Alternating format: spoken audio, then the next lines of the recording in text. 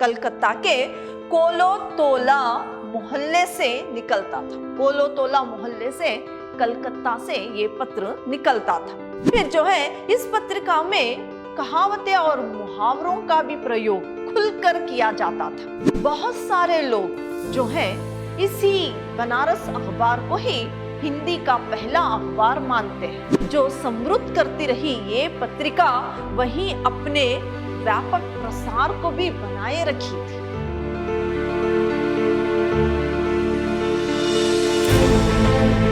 प्रणाम, मैं Rihanna nice, अति उत्तम विद्याश्रम की हिंदी प्रवक्ता।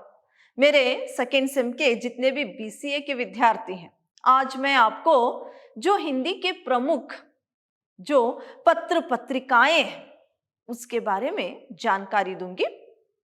हिंदी का जो प्रमुख पत्र है उनमें से ये क्या है, उदंत मार्तंड जो है हिंदी का पहला समाचार पत्र है। उदंत मार्तंड का अर्थ है सूर्य। उदंत यानी उगता हुआ सूर्य। उदंत मार्तंड का अर्थ है उगता हुआ सूर्य। हिंदी का ये प्रथम पत्र, हिंदी के प्रथम समाचार पत्र होने का गौरव इसे प्राप्त है।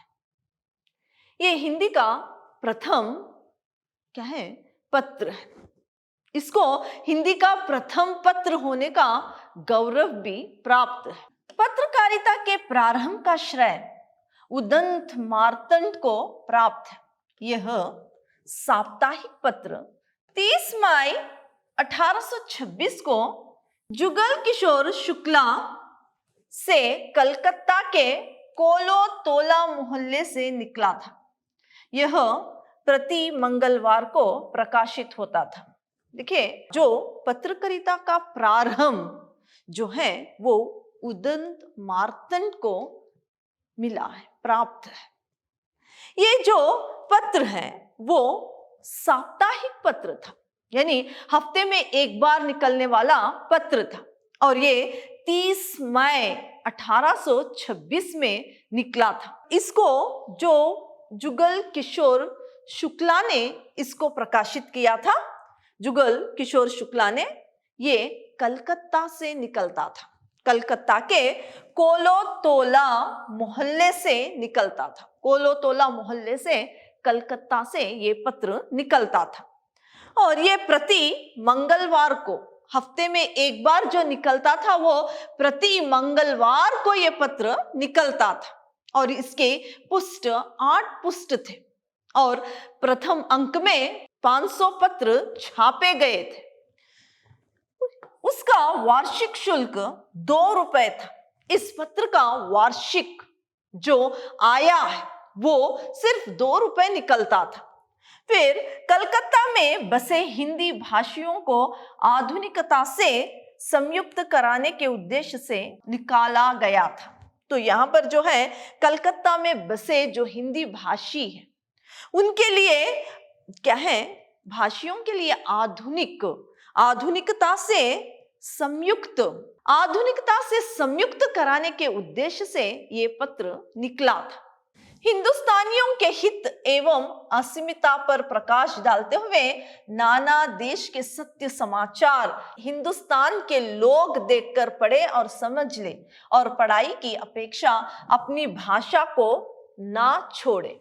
यानी ये जो पत्र है वो नाना देश के जो सत्य समाचार है वो हिंदुस्तानियों तक पहुंचाता था और साथ ही साथ ये क्या है, वो जो नाना देशों की खबर है वो क्या है, पढ़े और उसे समझने के लिए ये पत्र निकला था हिंदुस्तानी लोगों के लिए।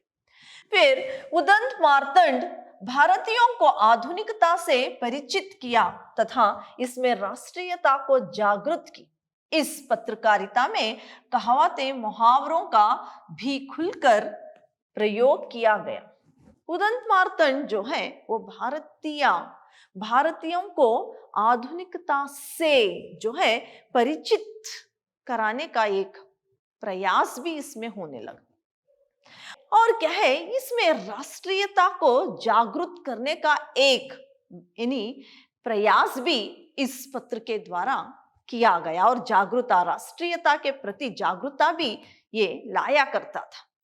फिर जो है इस पत्रिका में कहावतें और मुहावरों का भी प्रयोग खुलकर किया जाता था। इस पत्रकारिता में गांव, शहर, हाट, बाजार, सरकारी अधिकारियों की नियुक्ति, सरकारी विज्ञप्ति, जनता के विज्ञापन, कलकत्ता के बाजार भाव आदि सूचनाएं प्रकाशित होती थी।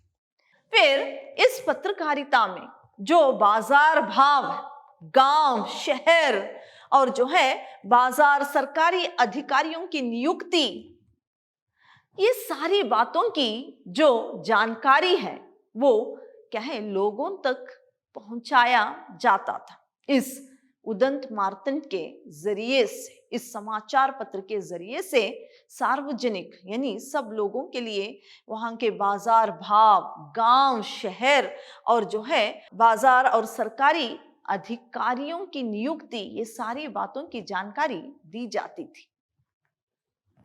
उदंत मार्तंड का जो पत्रकारिता के इतिहास में एक विशिष्ट स्थान, इसके अनुकरण पर हिंदी में अन्य अखबार निकले। उदंत मार्तंड जो है, ये उदंत मार्तंड जो है, ये पत्रकारिता के इतिहास में एक अपना अलग ही स्थान बनाकर रखा है, एक विशिष्ट स्थान इसे प्रदान है। और इन्हीं इस पत्र को देखकर, इसका अनुकरण करके बहुत सारी पत्रिकाएं निकली भी। दुर्भाग्य था कि हिंदी पत्रकारिता के उदय के साथ आर्थिक अभावों का ग्रहण भी शुरू हो गया। यह पत्र सरकारी सहयोग के अभाव व ग्राहकों की कमी के कारण कंपनी सरकार के प्रतिबंधों से 4 दिसंबर 1837 को सदा के लिए अस्त हो गया। यहाँ पर देखिए, जो ये उदंत मार्तंड है वो पत्र इसलिए सदा के लिए अस्त हो गया क्योंकि पैसों की कमी थी। साथ ही साथ कलकत्ता में हिंदी भाषा बोलने वाले लोग बहुत कम थे और यहाँ पर क्या है, इस पत्र में ब्रज भाषा और क्या है, खड़ी बोली का भी इस्तेमाल होता था और ये भाषा कलकत्ता में बसे लोगों को समझ में नहीं आई। इसीलिए ये पत्र जो हिंदी का प्रथम उदंत मार्तंड पत्र है वो लेने वाले बहुत ही कम थे, ग्राहक बहुत कम होने की वजह से। और क्या है, सरकार की तरफ से इस पत्र को क्या है, पत्र निकालने का इस पत्र के लिए सहयोग भी नहीं मिला। सरकार की तरफ से इस पत्र को निकालने के लिए सहयोग भी नहीं मिला और जहां हिंदी भाषी यानी हिंदी बोलने वाले लोग थे, वहां पर जो है क्या है, डाक द्वारा इस पत्र को भेजने के लिए पैसों की कमी भी थी। ये सारी कारणों से जो उदंत मार्तंड पत्र है वो बंद हो गया।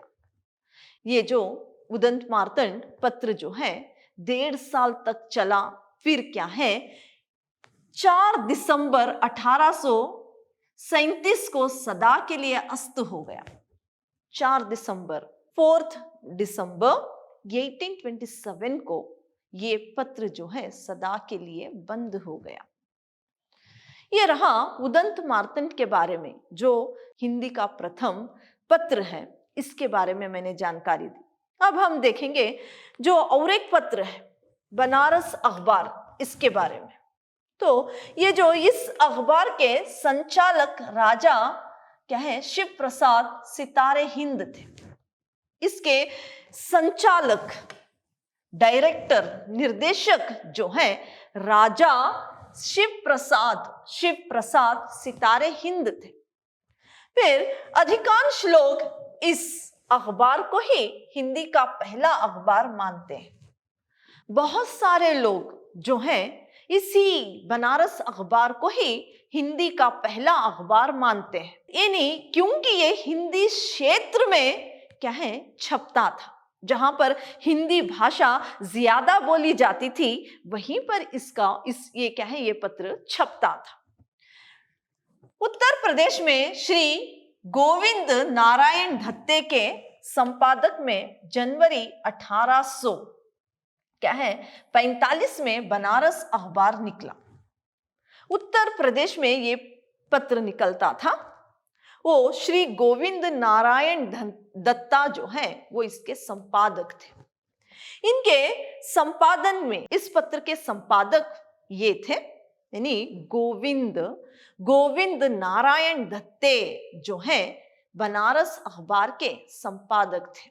ये पत्र जो है जनवरी 1845 में निकली। जनवरी 1845 में, यानी जनवरी 1845 में ये बनारस अखबार निकला। इसमें देवनागरी लिपि का प्रयोग होता था। इसमें अरबी और फारसी भाषा के शब्द की भरमार थी। इसको समझना साधारण जनता के लिए कठिन था। देखिए, इसमें देवनागरी लिपि जो है, हिंदी जो भाषा है, इसका प्रयोग होता था। इसके साथ साथ उर्दू और फारसी के भी शब्द अधिकता से प्रयोग किया जाता था। बहुत सारे, यानी हिंदी और उर्दू जो भाषा है वो भी इसमें इस अखबार में, बनारस अखबार में इस भाषा का भी बहुत ज्यादा ही प्रयोग करते थे। पंडित अंबिका प्रसाद वाजपेयी ने लिखा है कि बनारस अखबार की निकम्मी भाषा का उत्तरदायित्व यदि किसी एक पुरुष पर है तो वो राजा शिव प्रसाद सिंह है। तो यहाँ पर जो पंडित अंबिका प्रसाद जी कहते हैं कि अगर जो बनारस अखबार की निकम्मी भाषा का उत्तरदायित्व किसी पर जाता है तो वो है, यानी राजा शिव प्रसाद सिंह पर ही जाता है, इस तरह से कहते हैं। क्योंकि यहाँ पर इस यानी हिंदी के साथ फारसी और उर्दू भाषा का प्रयोग ज्यादा होता था, और फारसी और उर्दू लोगों को समझ में इतनी ज्यादा नहीं आती थी। इस कारण इन्होंने इस तरह से कहा है। इस पत्र में संस्कृत की पुस्तकों के कुछ अनुवाद, स्थानीय समाचार तथा कुछ पत्रों में प्रकाशित सामग्री के उदाहरण रहते थे। इसमें हिंदी की अपेक्षा उर्दू का प्रयोग अधिक होता था। संस्कृत पुस्तकों के अनुवाद, स्थानीय समाचार वाले इस पत्र को हिंदुओं से 21 रुपए तथा यूरोपीय ग्राहकों से 23 रुपए प्रति माह आमदनी होती थी। इस पत्र में संस्कृत के कुछ शब्दों का अनुवाद भी होता था, और साथ ही साथ हिंदी से ज्यादा उर्दू भाषा का प्रयोग होता था, तो यहाँ पर अधिक होता था इसलिए। और स्थानीय समाचार इस पत्र में हिंदुओं के लिए हुआ करते थे, यानी स्थानीय समाचार भी इस पत्र में आया करते थे। तो ये हिंदुओं से 21 रुपए और 21 रुपए और यूरोपीय ग्राहकों से 23 रुपए प्रति माह इस पत्र से आमदनी होती थी। ये रहा बनारस अखबार। तो अब हम जानेंगे सरस्वती अखबार के बारे में। सरस्वती अखबार जो है सन 1900 में निकली। 1900 में सरस्वती अखबार हिंदी पत्रकारिता के इतिहास में महत्वपूर्ण रहा। यानी ये जो सरस्वती अखबार है ये 1900 का वर्ष हिंदी पत्रकारिता के इतिहास के लिए बहुत ही महत्वपूर्ण रहा। सन 1900 में प्रकाशित सरस्वती पत्रिका अपने समय की युगांतरकारी पत्रिका रही थी। सन 1900 में जो निकली सरस्वती पत्रिका जो है युगांतकारी का अर्थ है दूसरे युग को लाने वाली एक पत्रिका भी थी। सरस्वती पत्रिका दूसरे युग को लाने वाली एक पत्रिका भी थी। छपाई, सफाई, कागज और चित्रों के कारण शीघ्र ही लोकप्रिय हो गई। इसकी जो छपाई होती थी और जो इसका कागज है और जो ये पत्र इतना सफाई से प्रस्तुत किया जाता था कि ये बहुत ही कम समय में सभी लोगों को पसंद आने लगा, सभी लोगों की प्रिय बन गई थी। तो इसे बंगाली बाबू चिंतामणि घोष ने प्रकाशित किया था तथा इसे नागरी प्रचारणी सभा का अनुमोदन प्राप्त था। इस पत्र को बंगाली बाबू बंगाली बाबू जो है चिंतामणि घोष, इन्होंने प्रकाशित किया था और क्या है, इसे नागरी प्रचारण सभा का क्या है अनुमोदन भी मिला था, यानी समर्थन भी मिला था, यानी ये नागरी सभा से अप्रूवल भी हुई थी। इसके संपादक बाबू कीर्तन प्रसाद खात्री, जगन्नाथ दास, रत्नाकर किशोरी दास और गोस्वामी बाबू श्याम सुंदर दास थे। इसके जो संपादक थे वो थे बाबू कृष्णदास, बाबू कीर्तन प्रसाद क्या है और क्या है जगन्नाथ दास और क्या है किशोरी दास। फिर जो है गोस्वामी बाबू श्याम सुंदर दास भी, ये सब लोग इसके संपादक थे। तो 1903 में फिर क्या हुआ, 1903 में इसका संपादन कार्य महावीर प्रसाद द्विवेदी पर पड़ा। 1903 में महावीर प्रसाद द्विवेदी पर इसका संपादन कार्य पड़ा। तो इसका मुख्य उद्देश्य हिंदी रसिकों के साथ मनोरंजन के अलावा भाषा के सरस्वती भंडार की अंग पुष्टि, वृद्धि और पूर्ति करना था। तो यहाँ पर सिर्फ इस पत्रिका का उद्देश्य सिर्फ लोगों का मनोरंजन ही नहीं, बल्कि उनके लिए क्या है, हिंदी रसिक जो होते हैं उनके लिए सिर्फ मनोरंजन ही नहीं, इसके अलावा सरस्वती भंडार की वृद्धि और पूर्ति करना था। वृद्धि, इस सरस्वती भंडार का वृद्धि और पूर्ति करना भी था। इसके पद्य, गद्य, काव्य, नाटक, उपन्यास, इतिहास, जीवनी, चरित्र, पत्र, हास्य, परिहास, कौतुका और पुरावृत्त, विज्ञान, शिल्पकला, सभी संपादक व्यक्तित्व की घोषणा करते थे। इस पत्र में जो है नए जो क्या है कवि हैं, उनको प्रेरणा भी इस पत्र से मिलती थी। इसमें पद्य जो है, गद्य जो है, नाटक, इतिहास, जीवनी आदि इस पत्र में छपते थे। उनको क्या है, यहाँ पर एक अवसर भी प्राप्त होता था एक नई पीढ़ी के कवियों के लिए, और प्रेरणा भी मिलती थी। और साथ ही साथ इस पत्र में उद्देश्य की चर्चा करते हुए डॉक्टर हरप्रकाश गौड़ ने लिखा है, सरस्वती का उद्देश्य हिंदी भाषी क्षेत्रों में सांस्कृतिक जागरण करना था। राष्ट्रीय जागरण तो उसका अंग था। यहाँ पर जो डॉक्टर हरप्रकाश गौड़ ने लिखा है, सरस्वती जो पत्र है उसका क्या है उद्देश्य हिंदी भाषियों के लिए उसकी सांस्कृतिक यानी जागरण कराना था, और राष्ट्रीय जागरण जो है, जागरण भी उसका इस पत्रिका का एक अंग ही है। इस तरह से क्या है, यहाँ पर डॉक्टर हरप्रकाश गौड़ ने सरस्वती पत्र के बारे में लिखा है। फिर सरस्वती पत्रिका के अन्य उद्देश्य देशवासियों को सत्व समेत करना और स्वदेशी संस्कार, ज्ञान की निजी संपदा और नए आलोक से जोड़ना था। सरस्वती के माध्यम से सच्चे आचार्य के रूप में द्विवेदी जी हिंदी को नया अनुशासन दे रहे थे।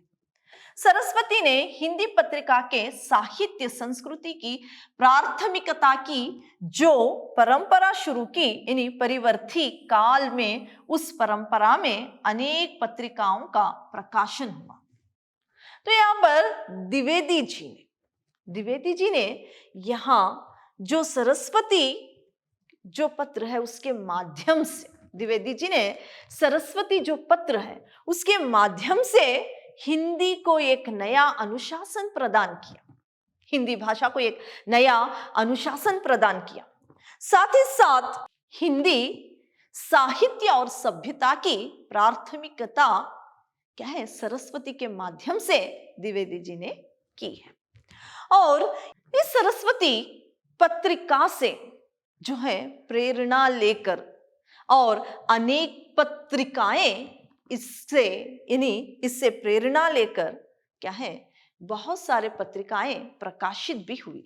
सरस्वती पत्र के द्वारा द्विवेदी जी ने हिंदी साहित्य और उसकी संस्कृति की जो है क्या है प्राथमिकता जो शुरू की थी, जो परंपरा शुरू की थी, वो क्या है इस परिवर्ती काल में उस परंपरा में अनेक पत्रिकाओं का प्रकाशन भी हुआ। परिवर्ती काल में अनेक पत्रिकाएं भी प्रकाशित हुई। हिंदी की और एक पत्र धर्मयुग जो आजादी के 3 साल बाद निकली थी। ये धर्मयुग हिंदी की लोकप्रिय पत्रिका थी जो टाइम्स ऑफ इंडिया समूह द्वारा प्रकाशित होती थी। क्या है, ये जो धर्मयुग पत्र है वो क्या है बहुत ज्यादा ही लोगों को पसंद आती थी और ये टाइम्स ऑफ इंडिया जो समूह है उससे प्रकाशित हुई थी। इसके संपादक हिंदी के जाने माने साहित्यकार धर्मवीर भारती थे। इसके जो साहित्यकार जाने माने जो साहित्यकार है धर्मवीर भारती इसके संपादक थे। धर्मवीर भारती जो है इसके संपादक थे। स्वतंत्रता पूर्व हिंदी पत्रकारिता का इतिहास विराट विपरीत परिस्थितियों से भी दुनिया बदलने की दृढ़ मानवीय इच्छा का दस्तावेज है। जो हिंदी साहित्य का इतिहास आजादी से पहले भी क्या है विराट, इसका इतिहास जो है विराट है और विपरीत परिस्थितियों में भी क्या है, ये विपरीत परिस्थितियों में भी दुनिया को बदलने की दृढ़ जो क्या है मानवीय इच्छा का दस्तावेज है, मानवीय इच्छा का एक दस्तावेज भी है। तो आजादी की लड़ाई में अगले मोर्चे से मार्गदर्शन आदर्श के लिए आत्म बलिदान और आत्मविश्वास त्याग का अंधा युग शुरू होता है। हिंदी पत्रकारिता में इस अंधा युग के शून्य को तोड़ने का श्रेय धर्मवीर भारती और धर्मयुग को है। जो आजादी की लड़ाई में अगले मूर्छे से जो मार्गदर्शन और आदर्श जो है आदर्श आत्म बलिदान और आत्मविश्वास त्याग अंधा युग जो शुरू होता है। तो अंधा युग जो शुरू होता है हिंदी पत्रकारिता में इस अंधा युग के शून्य को तोड़ने का जो श्रेय है वो धर्मवीर भारती को जाता है। धर्मयुग ने साहित्य, दर्शन, आर्थिक, सामाजिक संकट आदि गौड़ विषयों पर हिंदी व दूसरी देशी भाषाओं में निकलने वाले मौलिक स्वतंत्रता और बौद्धिक विचारों को आगे बढ़ाया। धर्मयुग जो धर्म भारती की पत्र था, धर्मयुग जो धर्म भारती का पत्र था, इसमें साहित्य, दार्शनिक, आर्थिक, सामाजिक संकट आदि विषयों पर हिंदी व दूसरी देशी भाषाओं में निकलने वाले मौलिक स्वतंत्रता से भौतिक विचारों को आगे बढ़ाया। मराठी, गुजराती और दूसरी अनुवाद आदि छपते रहे, लेकिन हिंदी में कृष्णनाथ जी, जितेंद्र सिंह, गणेश मंत्री जैसे अनेक दृष्टि संपन्न लोग किसी भाषा के लिए उपलब्धि है। और हरिवंशी के अनुसार धर्मयुग की बात करने का अर्थ कल्पना, ज्ञानोदय, जन नवीनता को कम करने का आतंक नहीं है। और ये पत्रिकाएं हिंदी की गौरव रही है, जहां सीमित दायरे में ये पत्रिकाएं हिंदी पाठकों को समृद्ध करती रही। वहीं अपने व्यापक प्रसार बल पर आम हिंदी पाठकों की रुचि को स्वस्थ व आधुनिकतम का काम किया, आधुनिकतम का काम किया। तो यहाँ पर जो है मराठी, गुजराती और दूसरी भाषाएं, जो आदि भाषाएं हैं, उसका अनुवाद आदि छपते थे। यानी सिर्फ हिंदी भाषा ही नहीं बल्कि गुजराती क्या है, मराठी और आदि दूसरी भाषाओं के अनुवाद भी इसमें छपते थे। तो हिंदी में कृष्णनाथ जी जो है, लेकिन हिंदी में जो कृष्णनाथ जी है जी, जितेंद्र सिंह और गणेश मंत्री जैसे अनेक दृष्टि संपन्न लोग किसी भाषा के लिए उपलब्धि है। तो ये हरिवंशी के अनुसार धर्मयुग की बात करना, यानी धर्मयुग जो पत्रिका की बात करना ऐसा है जैसे कि कल्पना, ज्ञान उदय और जन नवीनता को कम करने का आतंक नहीं है, इन्होंने इस तरह से कहा है। तो यहाँ पर ये पत्रिकाएं हिंदी की गौरव को बढ़ा रही थी, हिंदी के गौरव को बढ़ाने का काम किया था सरस्वती पत्रिका।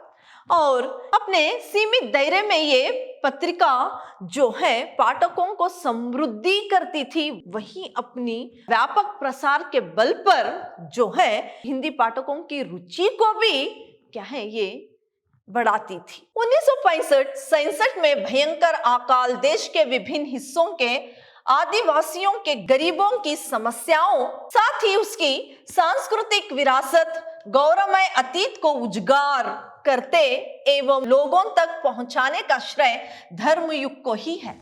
तो यहाँ पर जो 1965-66 में जो भयंकर अकाल जो देश के विभिन्न हिस्सों में आ गया था, और वहां गरीबों की समस्या, आदिवासियों की जो समस्या थी, गरीबों की जो समस्या थी, और जो है इसके साथ ही साथ उसकी संस्कृति, उसकी विरासत और गौरवमय अतीत को उजागर करते हुए लोगों तक ये सारी खबरें जो हैं वो पहुंचाने का श्रेय जो है वो धर्मयुग पत्रिका को मिलता है। पश्चिमी देशों के द्वारा तीसरी दुनिया के देशों पर सांस्कृतिक आक्रमण और बांग्लादेश में होने वाले अत्याचारों के खिलाफ हिंदी पाठकों को उद्वेलित बनाने के काम में धर्मयुग पीछे नहीं रहा। जो पश्चिमी देश है उनके द्वारा जो तीसरी दुनिया को, यानी तीसरी दुनिया के देशों पर जो सांस्कृतिक आक्रमण होते थे और बांग्लादेश में होने वाले अत्याचारों के बारे में इस पत्रिका में खुलेआम लिखा जाता था, और जो है ये सब हिंदी पाठकों के लिए क्या है इस पत्रिका में क्या है पढ़ने और समझने के लिए मिलता था। धर्मयुग की सबसे बड़ी पूंजी उसकी विश्वसनीयता थी। इसके पीछे अनवरत साधना, सार्थकता और परिश्रम का अनलिखा लंबा इतिहास है। जो धर्मयुग पत्रिका है उसका उस पत्र पर रहा विश्वास है, और जो इसके पीछे जो परिश्रम है और इसके पीछे का जो इतिहास है, सार्थकता है, जो परिश्रम है, वो क्या है इसका लंबा जो इतिहास है वो क्या है लिखा नहीं जा सकता। अनलिखा लंबा इतिहास है, इसका जो इतिहास है वो लिखा नहीं जाता इसके परिश्रम के बारे में। तो इसका एक अनलिखा इतिहास भी है। तो आज मैंने आपको हिंदी की जो प्रमुख पत्र पत्रिकाएं हैं उसके बारे में जानकारी दी है। धन्यवाद।